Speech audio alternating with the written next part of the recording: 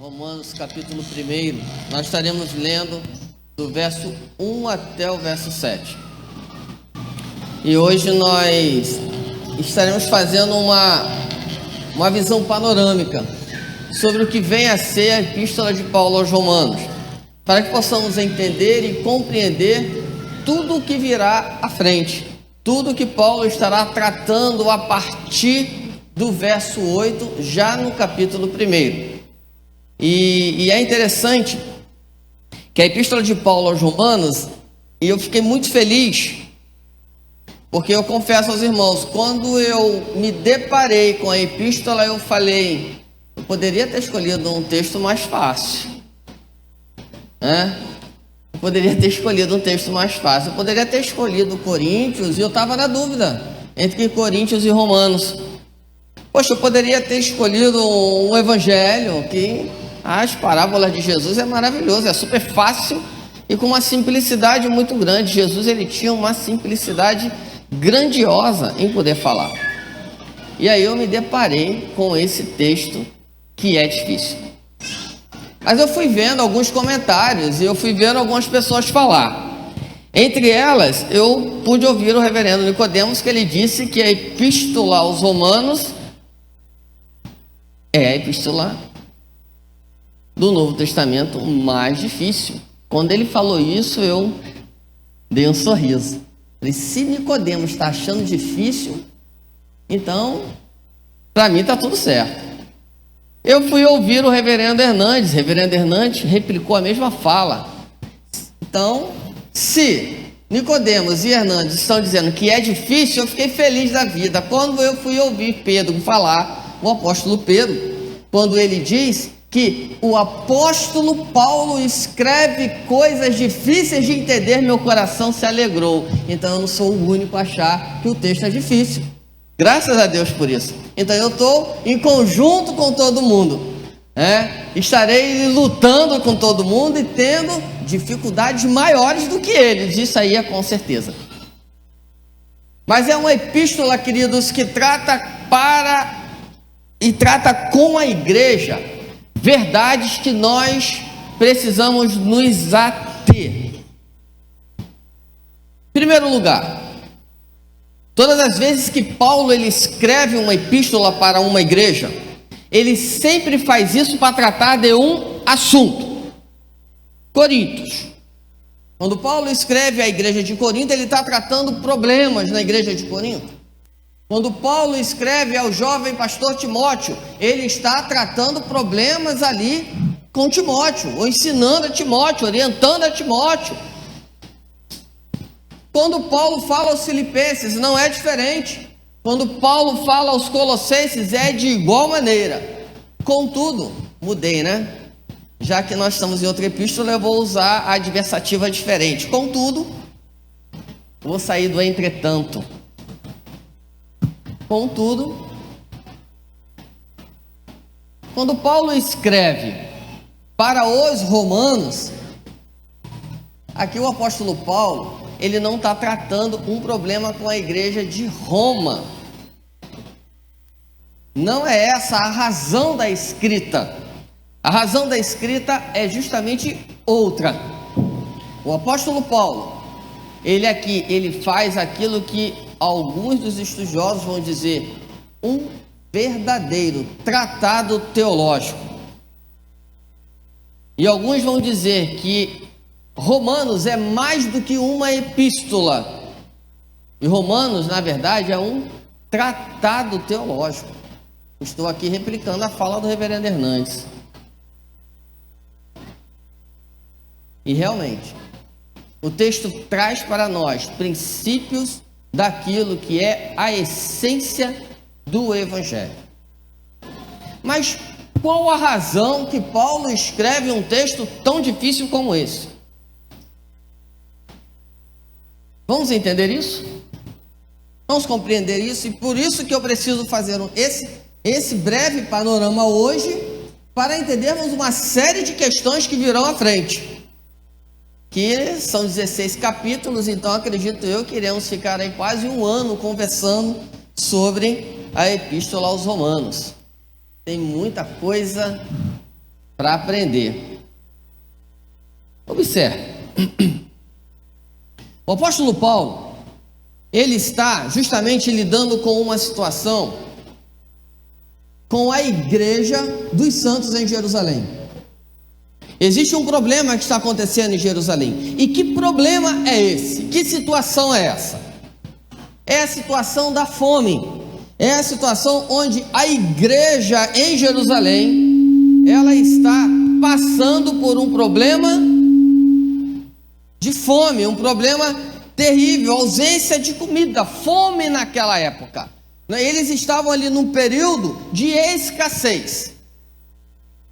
E todos esses judeus, todos esses cristãos que estavam em Jerusalém, nesse período e nessa época, estavam em função de um ocorrido na cidade de Roma. Existe um ocorrido, existe algo que acontece em Roma. Para que você possa entender, antes do ano 41, Calígula era o imperador romano. Após o ano 41, provavelmente até o ano 54, Cláudio, ele assume o império. E a partir daí, ele começa a governar.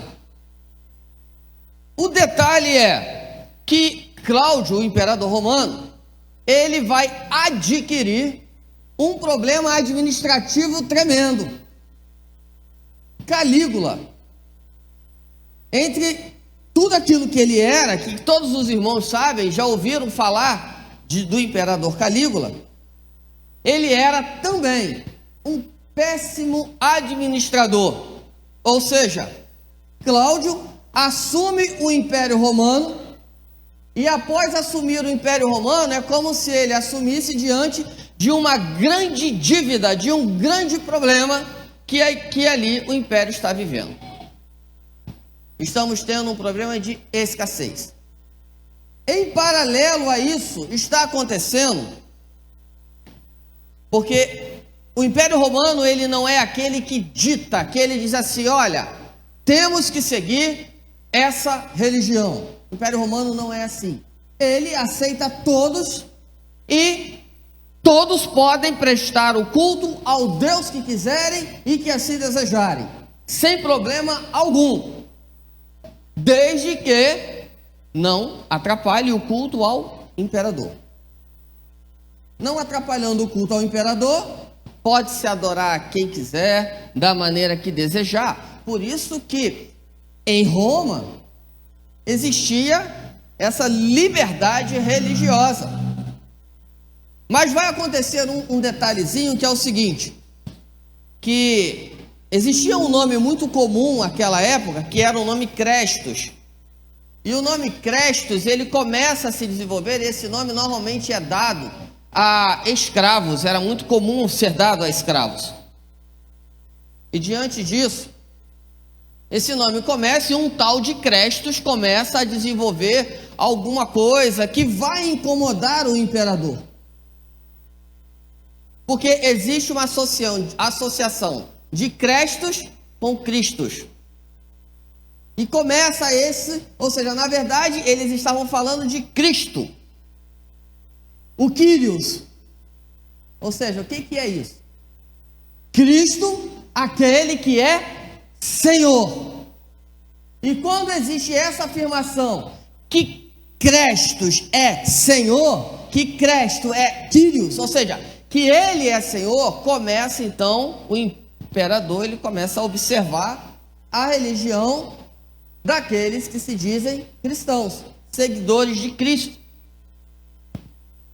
Porque Senhor, não, calma aí, o único Senhor aqui é César, o único Senhor soberano é César. O que esse povo está querendo fazer? Então vamos lá. Motivado, o seu sucessor, ou seja, o sucessor de Cláudio, foi o filho de sua terceira esposa, Nero. Motivado por eles, motivado por uma série de situações, ele faz um edito em Roma, e esse edito vai fazer com que todos os judeus e cristãos retornem para Jerusalém. Todos, sem exceção. É por isso que nós lemos hoje, inclusive na epístola de hoje, Hebreus capítulo 10. Vamos ler esse texto de novo? Vamos entender esse texto à luz do contexto histórico? Hebreus capítulo 10, versos 32 e 34. Lembrai-vos, porém, dos dias anteriores. O autor aos Hebreus está falando: lembrem dos dias anteriores, em que depois de iluminados, em que depois que a graça de Cristo veio sobre vós, sustentaste grande luta e sofrimento. Logo em seguida, as lutas vieram e vocês sustentaram. Ora, expostos como em espetáculo, as perseguições, as mortes. É isso que o autor dos Hebreus está falando. Tanto de opróbrio quanto de tribulações. Ora, tornando-vos coparticipantes com aqueles que desse modo foram tratados. Verso 34. Porque não somente vos compadecestes dos encarcerados, como também aceitaste com alegria o espólio dos vossos bens. O que é essa expressão, espólio dos vossos bens? Ou seja, aqueles que estavam em Roma foram mandados embora, extraditados. É isso mesmo, Carlinhos? Né? É isso mesmo, Jean? Me ajude aí. Foram extraditados, certo? Para Jerusalém. Só que essa forma de mandar embora, de falar, olha, segue o teu rumo, não é da seguinte forma como nós entendemos hoje. Por exemplo, a prefeitura de Duque de... A Petrobras, ela deseja passar um duto que vai passar aqui no meio da igreja, vai atravessar tudo isso aqui e vai passar por essa rua. Então, o que a Petrobras vai fazer? Uma coisa que nós conhecemos como desapropriação. Ela vai desapropriar a área e vai indenizar aqueles que são donos das propriedades privadas.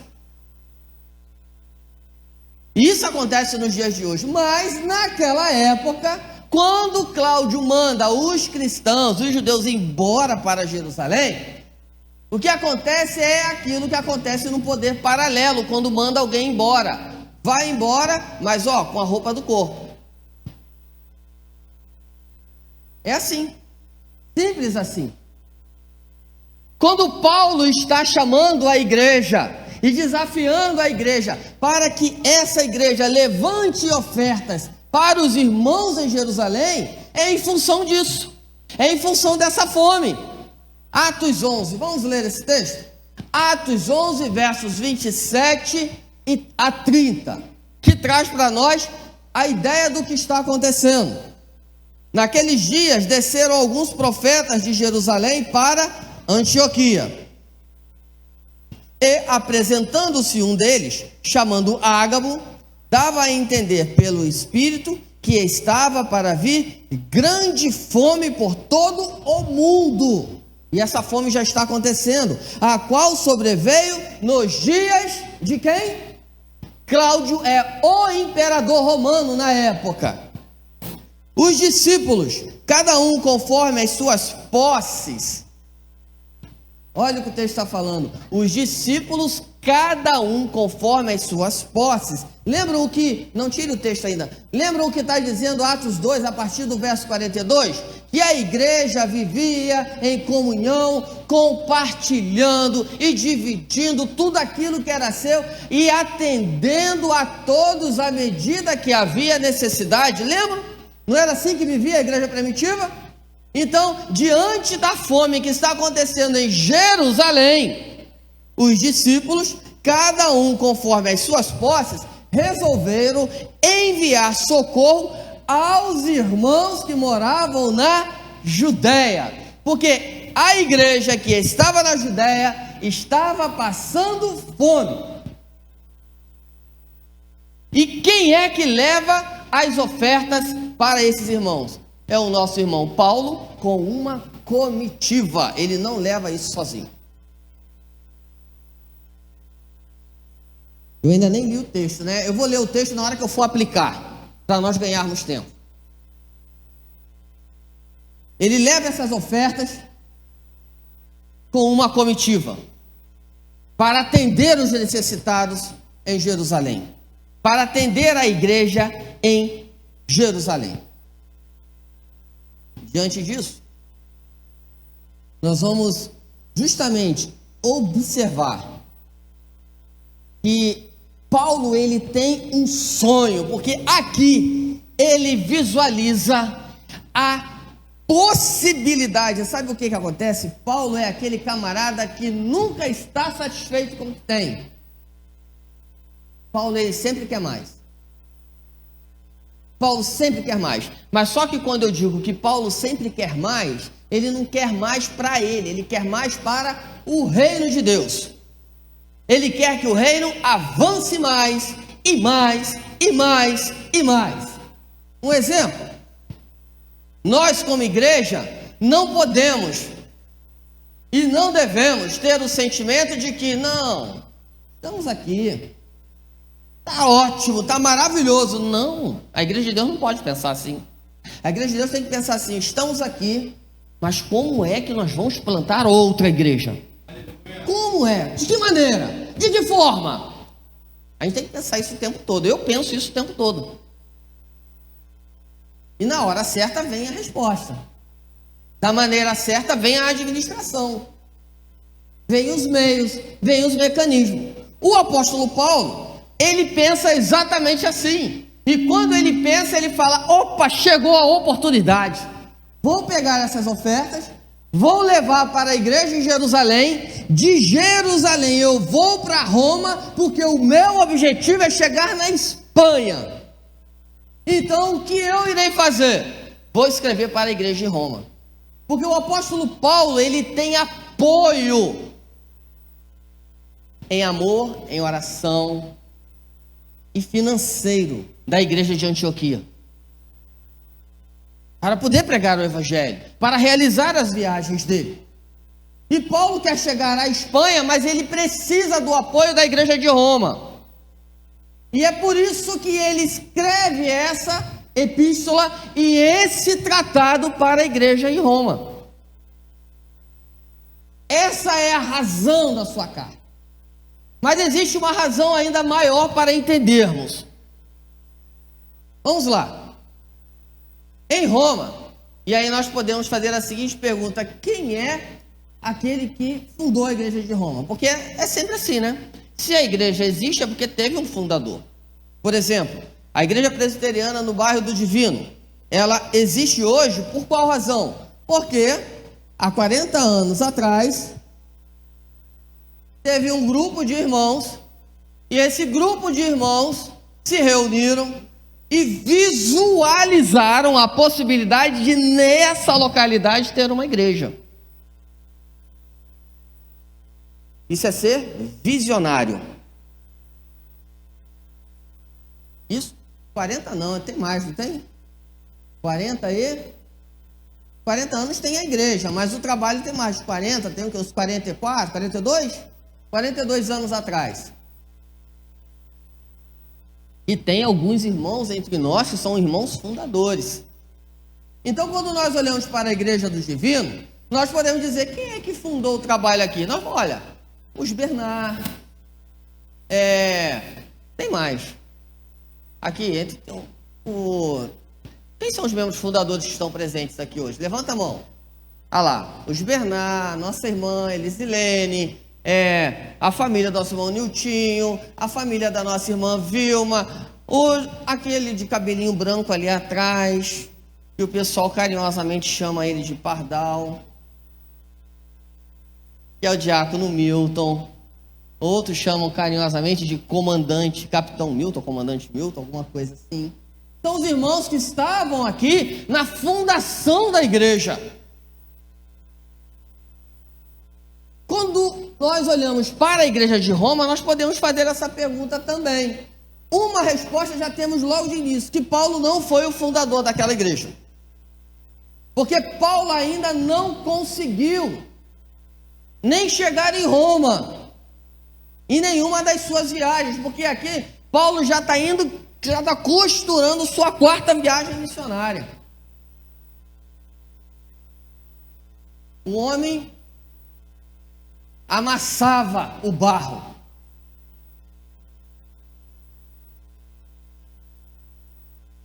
Visualizando isso, ele sabe que na igreja de Roma, ele não é o fundador, mas também, se Paulo não é o fundador de Roma, nós também podemos dizer que Pedro não é. E por que podemos falar que Pedro, ele não é um dos fundadores da igreja de Roma?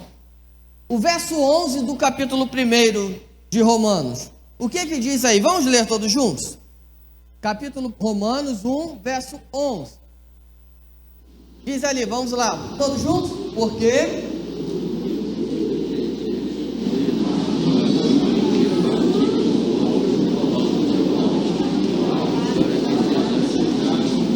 aqui Paulo já está dizendo que ele não é o fundador, porque há muito desejo ver. Ou seja, Paulo ainda não havia visto os irmãos em Roma.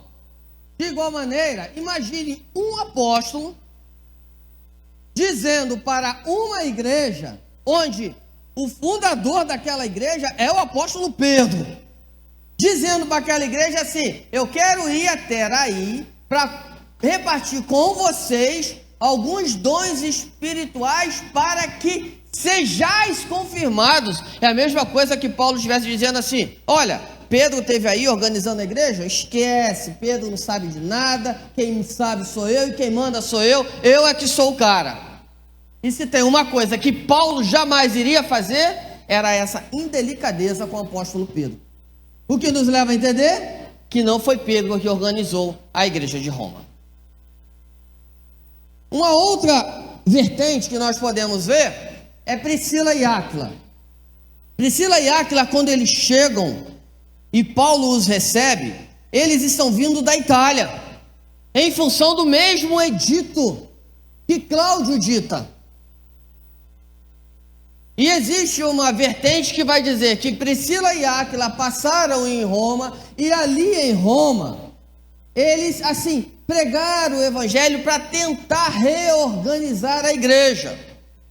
Mas isso é muito pouco provável que tenha acontecido. O que significa dizer que Priscila e Áquila também não são os fundadores da igreja de Roma.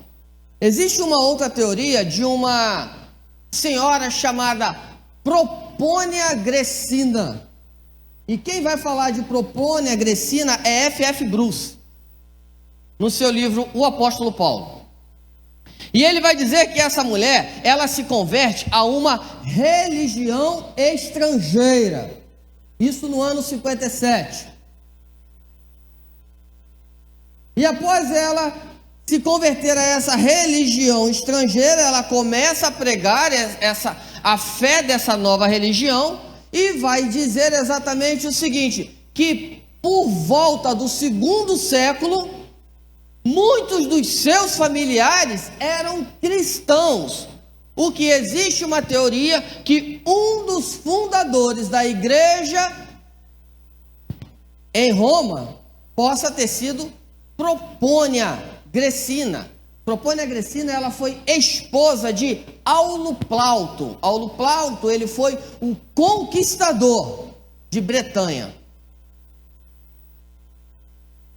Mas existe uma outra vertente também, que nós lemos hoje, bem no início, e eu que fiz a leitura. Lembram lá em Jerusalém, quando todos estavam no dia de Pentecostes? E ali existiam povos de diversas nações, e alguns dessas diversas nações existiam judeus. E judeus de onde?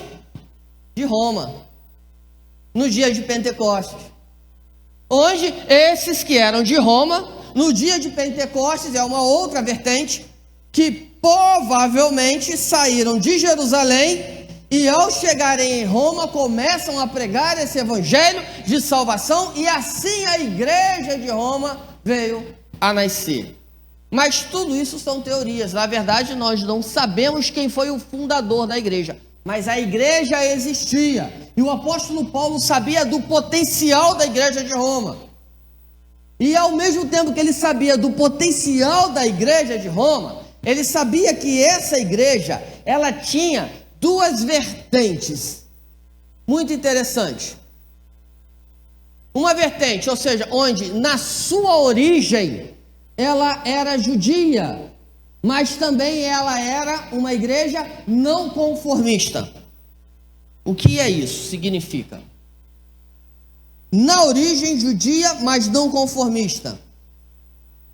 É que era uma igreja que provavelmente observava as práticas do judaísmo, onde existiam ali aqueles judaizantes que ensinavam isso e que contrapunham a pessoa de Paulo, trazendo algumas informações sobre Paulo, dizendo: olha, Paulo, ele é um apóstata.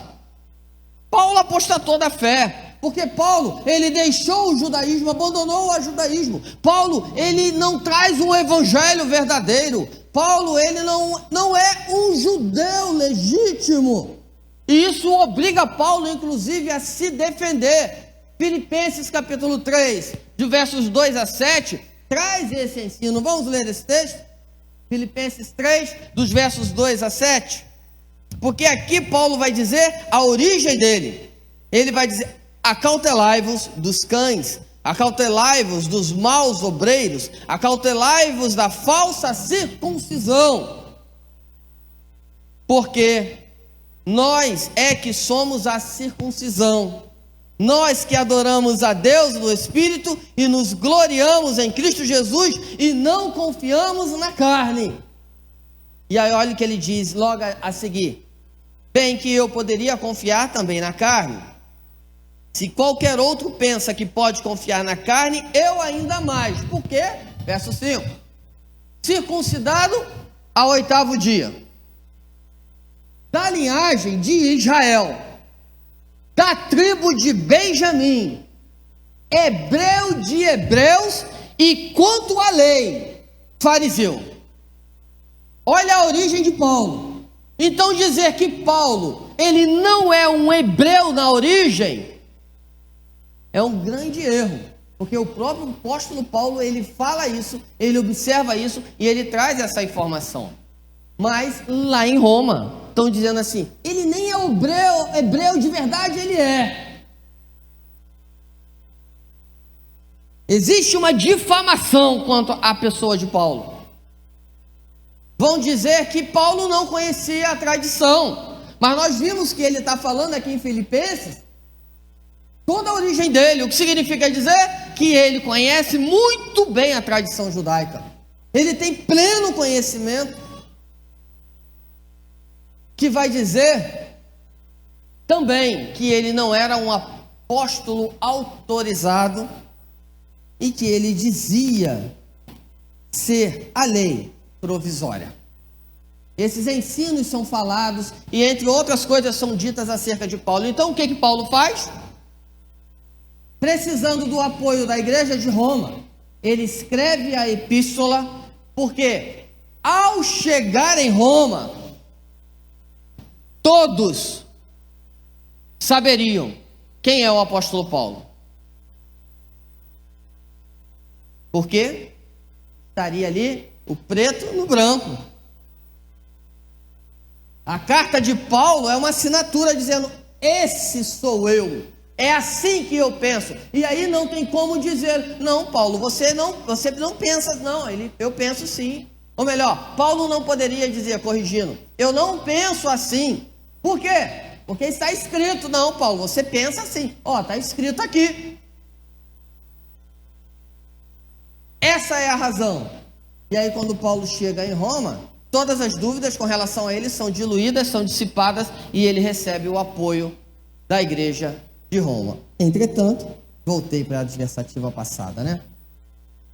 Veja que nós cantamos uma música hoje, e dentro da melodia dessa música, ela, muito embora esteja falando de família, tem uma fala que eu queria pegar ela: novos sonhos. E nós sonhamos com situações novas. Nós queremos observar situações novas. Queremos viver algo novo. Queremos ter algo novo na nossa vida. E o apóstolo Paulo, ele queria ter algo novo no ministério dele. E o que ele queria ter de novo era plantar uma igreja na Espanha. Antioquia, ele já fez o que tinha que fazer. Em Jerusalém, já fez o que tinha que fazer. Na parte norte do Egito, já fez o que tinha que fazer. Ele agora está visualizando a Espanha. Então, o que eu vou fazer? Vou para Roma e de Roma eu irei para a Espanha. O problema é que quando ele coloca isso nas mãos de Deus, e ele coloca esses sonhos nas mãos de Deus, Paulo ele está repetindo aquilo que nós cantamos hoje também. Tem uma outra canção que cantamos hoje. Se eu não me engano, foi a segunda. E a segunda tem uma frase que diz: faça tua vontade.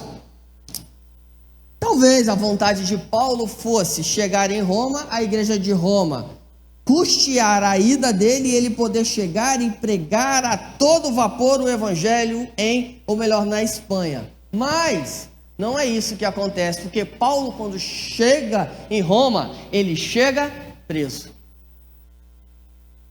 E isso inclusive incomoda a igreja de Roma, porque Paulo ele prega mais preso do que a própria igreja. O homem está preso, está pregando. O homem está preso, está fazendo mudança. A igreja está livre e está mais ou menos assim, de braços cruzados, olhando, vendo. Tipo assim, deixa o homem trabalhar, né? Mais ou menos assim. Paulo prega, Paulo anuncia. O sonho de Paulo era ir para a Espanha de uma forma, mas ele vai de outra. Por quê?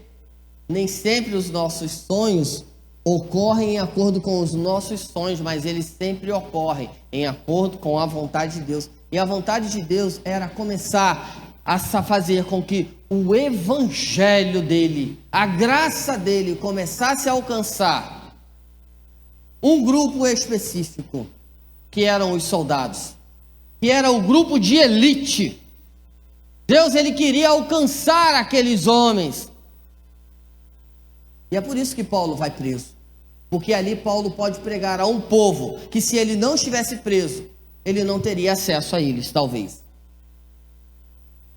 Esse é o contexto histórico da epístola. E por aqui nós conseguimos entender questões extremamente importantes no texto. E aí eu quero pedir que você me acompanhe na leitura da epístola, pois eu precisava fazer esse introito, ou seja, essa introdução, para você entender o que está sendo dito aqui do verso 1 ao verso 7. Sem essa leitura, é muito difícil entender o que está no verso 1 até o verso 7. Leiamos.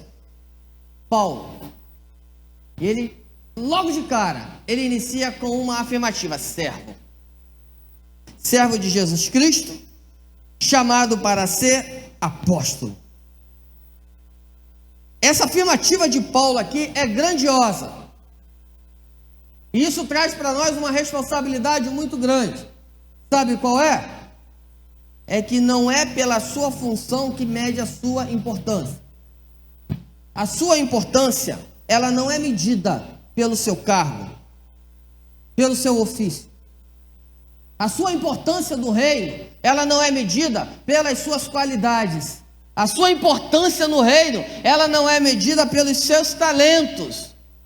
A sua importância no reino, ela não é medida pelos seus dividendos, literalmente falando, dinheiro. A sua importância do reino de Deus não é medida por aí. Quando nós olhamos para os outros apóstolos, nós vamos ver que o apóstolo Pedro, o tempo todo, ele se apresenta como servo. Tiago, ele inicia a sua epístola se apresentando como servo. Nosso irmão Judas, ele se apresenta como servo. Nosso irmão João, ele se apresenta como servo. todos se apresentam como servo e Paulo não se apresenta de maneira diferente. Ou seja, ele está dizendo que a medição, a forma que Deus ele mede a cada um de nós, não é pelo ofício, pelo cargo, não é porque é pastor, porque é presbítero, porque é diácono, porque é líder, porque é presidente, porque é secretário daqui, é porque é presidente da federação, porque é presidente do presbitério, porque é presidente do sínodo, porque é presidente do Supremo Concílio. Deus não mede ninguém pelo cargo, atividade ou função que ele exerce, mas Deus nos mede pela simples ação de sermos servos. Veja que o apóstolo Paulo ele diz: Paulo, servo de Jesus Cristo, chamado para ser apóstolo.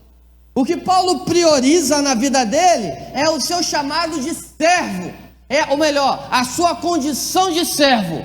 Porque o ser chamado para apóstolo, apóstolo significa ser chamado para uma função, chamado para um serviço, um trabalho. E qual é o trabalho que Paulo é chamado? Para servir. O que isso traduz para eu e você? Que Deus, querido, ele nos chamou para o serviço dele. Que Deus, ele chama a sua igreja para o serviço dele, para exercer, desenvolver e aplicar o serviço dele. E qual é o serviço da igreja de Deus? Verso 7. A todos os amados de Deus. Observe que o apóstolo Paulo aqui no verso 7, ele não fala a igreja de Deus em Roma. O apóstolo Paulo ele não trata dessa maneira. Ele não trata a igreja de Deus em Roma, assim como ele fala para os coríntios, assim como ele fala para os colossenses, assim como ele fala para os efésios. Paulo não trata dessa maneira. Paulo trata diferente. Paulo fala a todos os amados de Deus. O que Paulo está falando aqui? Com quem Paulo está falando?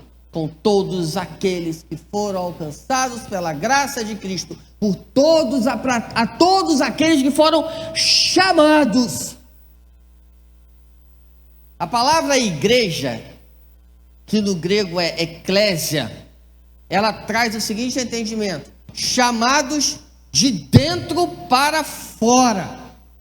O que isso significa? Que nós fomos aqueles que fomos chamados de dentro do mundo para fora dele. Estávamos dentro do mundo, ou seja, vivendo as práticas do mundo, com as atividades do mundo, amando o mundo, exercendo tudo aquilo que no mundo existe, afundados em nossos delitos e pecados. Então nós fomos chamados de dentro desse mundo, de dentro dessas práticas, para fora dele, para vivermos o novo de Deus em nossas vidas, para servir a Deus.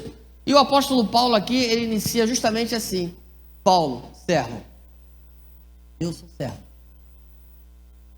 chamado para ser apóstolo, ou seja, separado, chamado para uma função específica. E que função específica é essa? Para o Evangelho de Deus. Para o Evangelho de Deus. Para viver o Evangelho de Deus. O que Paulo ele diz é o seguinte: eu sou aquele que era perseguidor, eu sou aquele que matava, eu sou aquele que perseguia mesmo, eu sou aquele que mandava destruir, eu sou aquele que entrava nas casas dos cristãos e prendia e matava. Eu sou esse. Ou melhor, eu era esse. Hoje não, hoje eu sou servo de Deus. Verso 2: o qual foi por Deus outrora prometido por intermédio dos seus profetas nas Sagradas Escrituras. E olha o que Paulo começa a falar com respeito ao seu filho. Então Paulo já está trazendo aqui a teologia da Trindade, apresentando logo de cara.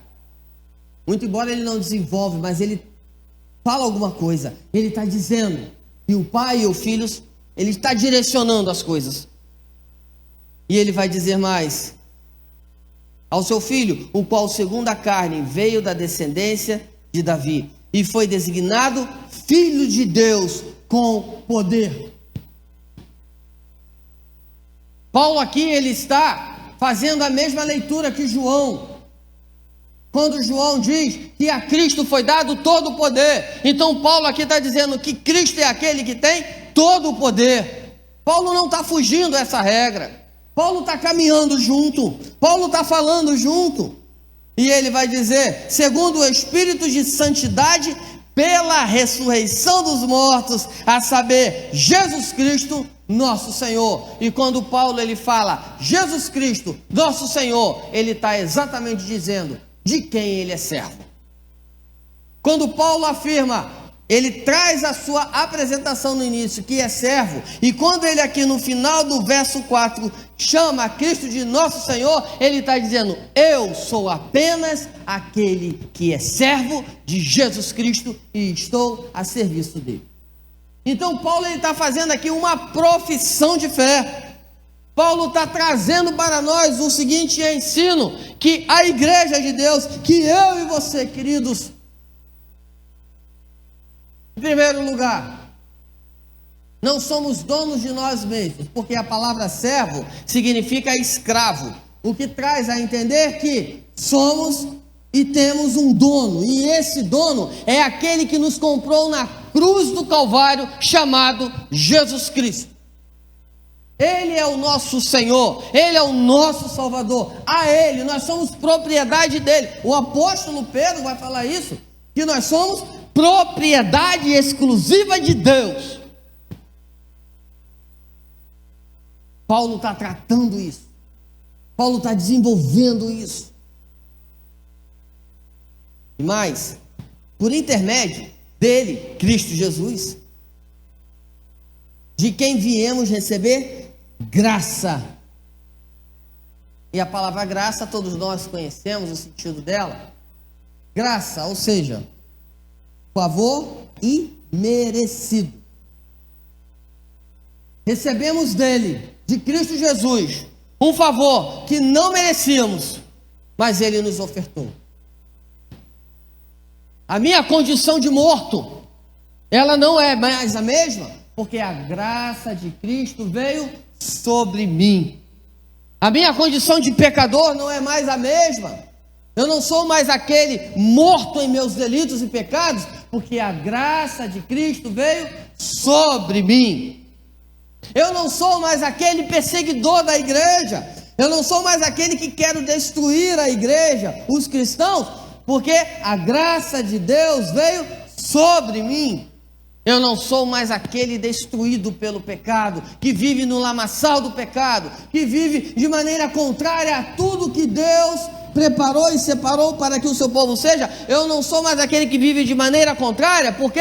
Porque a graça de Cristo veio sobre mim. E quando ele avança no capítulo 8, no verso 8 do capítulo 1, que nós iremos falar isso semana que vem, ele vai tratar a condição de pecadores, que era uma situação que ocorria em Roma.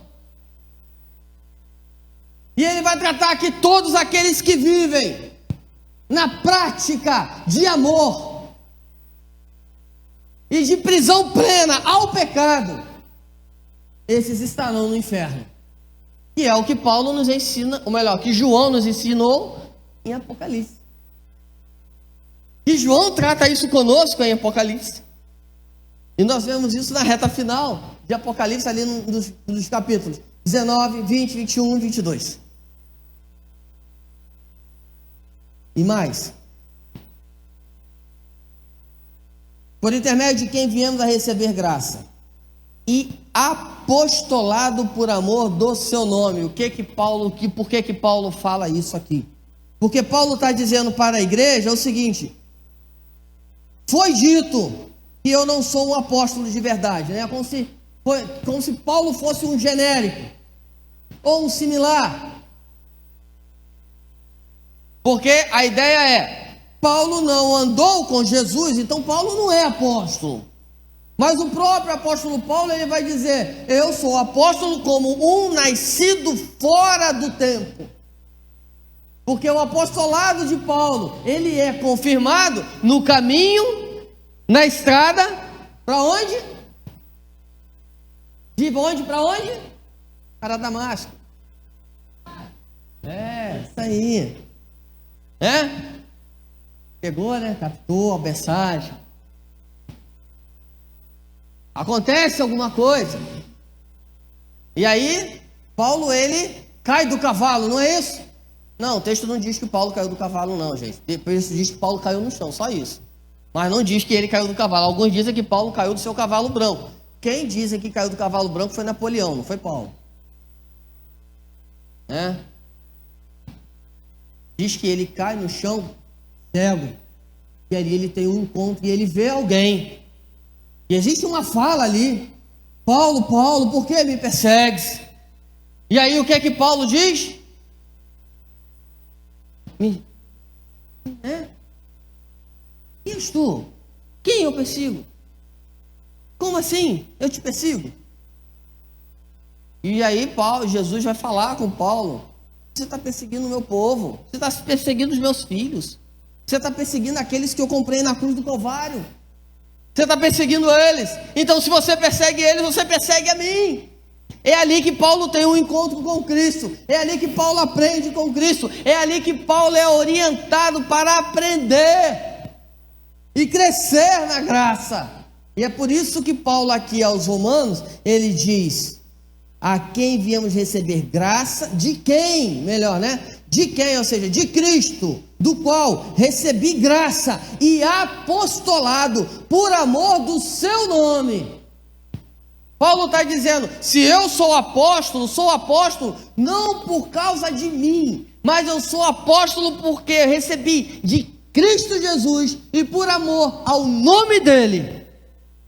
Paulo está ratificando o seu apostolado para a igreja de Roma, porque isso está sendo questionado. E mais, para obediência por fé entre todos os gentios. Sabe o que Paulo está querendo dizer aqui? Se Pedro fala para os judeus, a minha responsabilidade é falar para vocês, romanos. Se Pedro fala para os judeus, a minha responsabilidade é para falar para vocês, espanhóis. Muito embora naquela época não se tivesse essa divisão geográfica que temos hoje. É como se Paulo estivesse dizendo isso. Quem são os gregos? Quem são os romanos? Quem são os espanhóis? Quem são os italianos? São os gentios. E Paulo é considerado o apóstolo dos gentios. Mas de cujo número sois também vós chamados para serdes de Jesus Cristo. Aplicando, querido, a sua vida hoje. E a primeira aplicação é: quando Paulo diz a todos os amados de Deus, o que Paulo está querendo dizer, e a aplicação que podemos trazer para a nossa vida é que Paulo, ele não exclui. Paulo não diz assim: esse irmão aqui é tão complicado, esse irmão aqui é tão difícil. Vamos fazer o seguinte, Mateus. Vamos tratar da Aline. Que a Aline é gente boa. Mas vamos abandonar o Jefferson. O Jefferson é um cara muito complicado. Quantas vezes a gente faz isso, né? Quantas vezes fazemos isso na prática? Quantas vezes nós queremos tratar aqueles que são mais fáceis? Às vezes nós não queremos tratar aqueles que são mais complicados.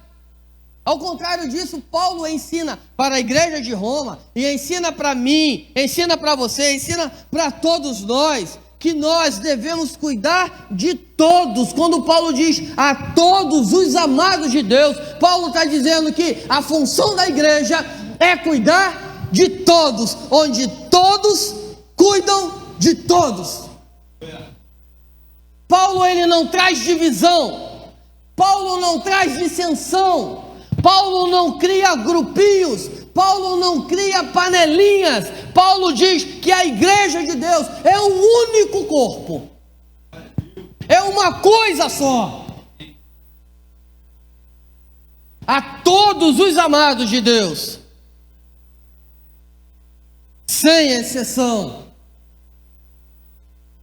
sabemos que temos proximidades mais ao irmão A do que o irmão B. Sabemos disso plenamente. Mas precisamos entender e compreender que nós não podemos agir de maneira a excluir o irmão C. Porque nós fomos chamados para amar a Cristo, amar a Deus, estar a serviço dele, mas amar uns aos outros. Porque o que o Senhor Jesus diz é o quê? Ame o quê? Acima de quê? Mas ame a quem? Como? Se o evangelho ele é horizontal, ele também é vertical.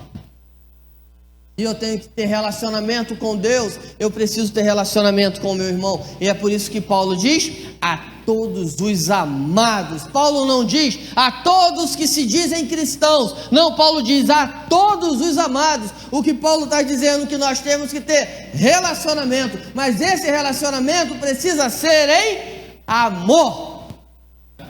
Não pode ser um relacionamento em outro sentimento. Não pode ser um relacionamento em achismo, em ficção, em pensamento. É o relacionamento que temos que ter uns com os outros. É o relacionamento de amor. Precisamos nos amar e nos amar uns aos outros. E Paulo diz mais: que estáis em Roma, chamados para serdes santos. A segunda aplicação que podemos trazer para as nossas vidas: ali em Roma existia um grupo de irmãos que foram chamados, e chamados por uma pessoa. Essa pessoa chama-se o próprio Deus. E Paulo fala isso. E nós, queridos, fomos chamados por Deus para sermos uma única coisa nesse mundo: santos. Mas aí você precisa entender que quando eu falo santo, não é aquele santinho da auréola amarela, da asinha rosada ou branca, ou seja lá o que for, ou com o cabelo cheio de cachinho, que nem o da Manu. Não é isso. Nós fomos chamados para sermos santos, ou seja, separados. Lembra que eu falei? Que nós fomos sacados, tirados do mundo para fora dele. Então nós fomos chamados para sermos santos, ou seja, separados. Separados de quê? Separados das práticas que esse mundo traz e nos oferece e nos oferta. A igreja de Deus precisa entender e compreender isso e viver essa prática. A aplicação que nós podemos tirar para a nossa vida é essa: igreja de Deus, viva a vida cristã de maneira a não excluir ninguém, amando a todos. E viva a vida cristã de maneira que em todos os momentos você tenha uma vida de santidade. E santidade ao Senhor nosso Deus. Paulo fala isso com a igreja de Roma. Paulo vive essa realidade. E o nosso Deus nos chama para sermos santos. O nosso Deus nos chama para amá-lo, mas também para amarmos uns aos outros. Que a igreja de Deus viva esse princípio e aplique esse princípio em sua vida.